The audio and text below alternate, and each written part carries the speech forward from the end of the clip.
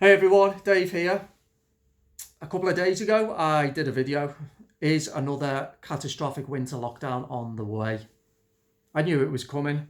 Lo and behold, here we are on the cusp of what will be a catastrophic winter lockdown. If anyone was in any doubt that this isn't a government that's driven by bad planning, bad communication, bad organisation, but is one that is terrorising the public via fear, confusion and propaganda, then look no further than how this lockdown was communicated and announced on Saturday. So Boris Johnson had spent the last couple of weeks resisting calls under heavy pressure from Labour, a Labour Party who I just don't know who they represent anymore, and the mainstream media, of course, to announce a second lockdown. And he resisted, for which I gave him some credit, until Saturday afternoon when we hear that there'd been a leak to the media and that a second lockdown was going to commence on Monday. We then hear that there was going to be an announcement from Boris Johnson at 4 o'clock, where we will hear the details of what this lockdown would entail. 4 o'clock came and went, 5 o'clock came and went, 6 o'clock came and went. I went out on Saturday night about 20 past 6, at which point the announcement still hadn't been made. And I don't know what time it was made. Was it 7 o'clock, 8 o'clock, 9 o'clock? I don't know. But the announcement was made, finally. And we hear that the national lockdown is going to start on Thursday, so 2 days from now.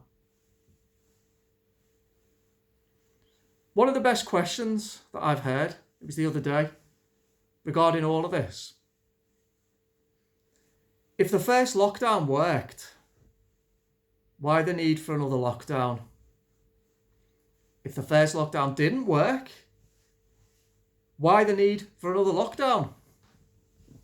Have a little think about that.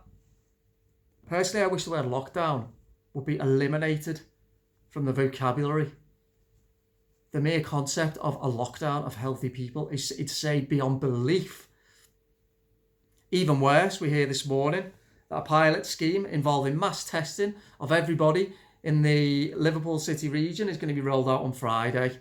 And this is another compliance test for the public, and they're using Liverpool, again, dressed up as this is here to protect you. This is for your safety, as Ronald Reagan said. The most dangerous words in the English language. We are from the government and we're here for your safety. Let's see whether people pass this compliance test or not. Because if enough people participate in this mass testing, it'll be rolled out across the rest of the country. And it is effectively the government holding a gun to people's heads. You do this, otherwise you will get none of your freedoms back. And once they realise that people participate in mass testing, they'll then know they can definitely roll out their vaccine programme as well. And anyone who's got any ounce of awareness regarding where this is going, by the way, it's not a vaccine programme to protect your health. It's a vaccine programme to control you. I.e., if you don't get the vaccine, if you don't agree to mass testing, you won't be able to go on holiday, then you won't be able to go in restaurants and pubs, then you won't be able to work. This is where it's going, people. Wake up. And for anyone who thinks that this lockdown that's going to start in a couple of days will end on the 2nd of December, I'd politely suggest you're naive. Again, psychological warfare from the government. Let's tell the people, if they do as they're told for the next 4 weeks, we can open things back up again, roll back some restrictions in time for Christmas. And people will agree to it, which they will. The lockdown won't end on the 2nd of December. We're still in bloody lockdown. The first lockdown, remember, 3 weeks to save the NHS, 3 weeks to flatten the curve. Well, the whole country has been in either full or partial lockdown ever since. Let's not kid ourselves.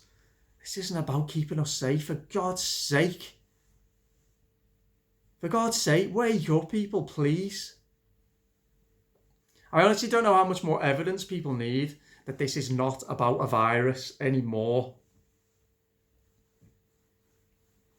Notwithstanding the fact, as I alluded to in my last video, there is a resurgence of the virus Yes, of course.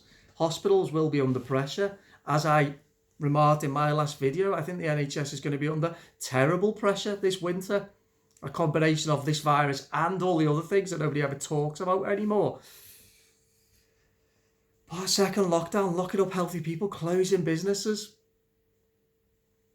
The horrendous, heartbreaking effects that this is going to have, particularly on children, old people and vulnerable people.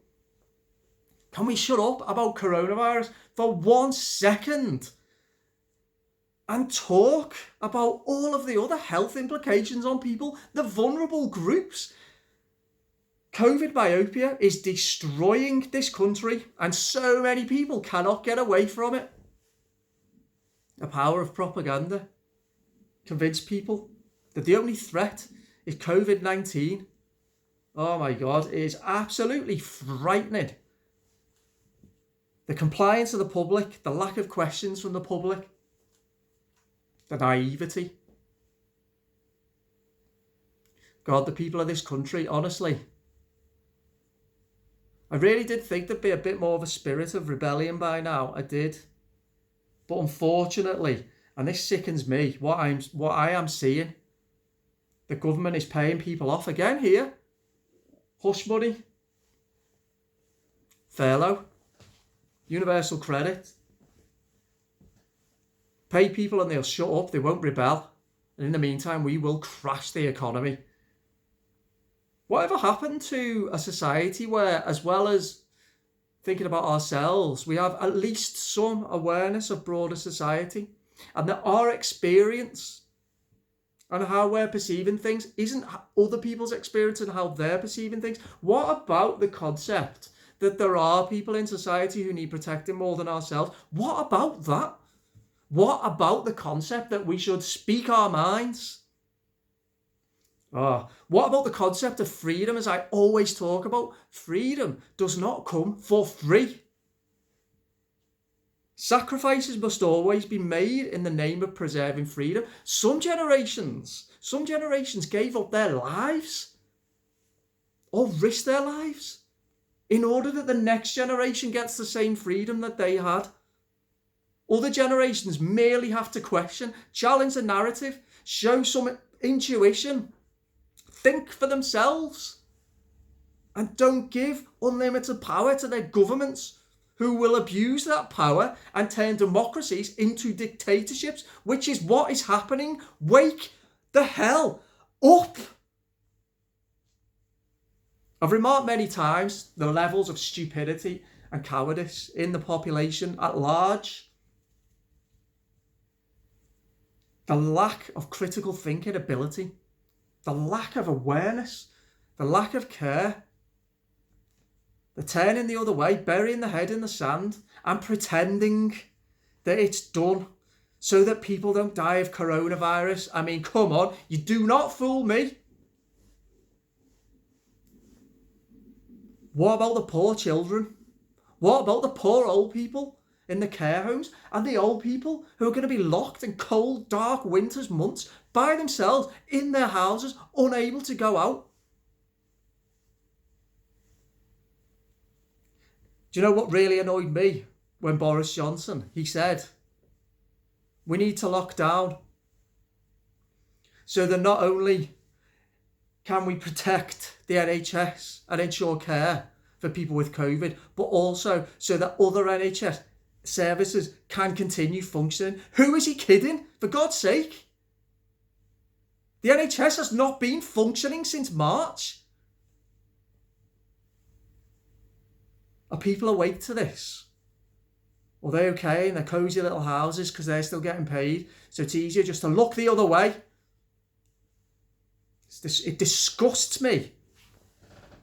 Here's something else that that we seem to have forgotten because we've lived our lives in such comfort and with such convenience, been so cosseted away for so long, so many of us. The last few decades is a statistical blip. The human experience, history teaches us, if anyone cares to look, is one where suffering at some stage comes along, where a threat at some stage comes along, and those threats need to be dealt with. And the threat that's come along for us, in the grand scale of things, is a very, very minuscule one. We actually don't have the right to live our experiences without an existential threat. If we do, as I say, it's a statistical anomaly. We've been very lucky. This is our time to rise up and deal with a threat. But no, we've not done it because we've complied too much. And now we're facing a far bigger threat. The threat of totalitarianism. The worst threat of all. And people still cannot see it. Yeah.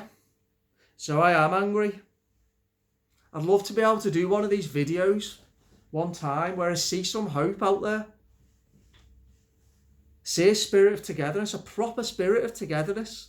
I see a conversation where people can talk, can even countenance the fact that there are other themes, other discussions, other subjects that need to be had besides God-forsaken COVID-19. I'm sick to death of hearing about COVID. It's ridiculous. Yes, we know people are dying from it. People are dying from all kinds of other things needlessly and will do. Because the public at large will not open their minds and will not show some perspective, some resilience. Stop being cowards, people. Speak up. Come on. Where do people think all this money's coming from? Soon we won't have any NHS because we won't be able to pay for it. Money doesn't grow on bloody trees. Yeah, so this is a bit of a rant, this video. I let myself have a rant every now and again on one of my videos because I do believe in being really authentic. I do, and I'm angry. I'll do another video later regarding the US election because I'll be more optimistic with that one. But for now, I just wish the zombie sheep would wake up. I really do. Zombie sheep. Everywhere I look. Bloody zombies in masks. Anyway. That's it. See you later. Bye-bye.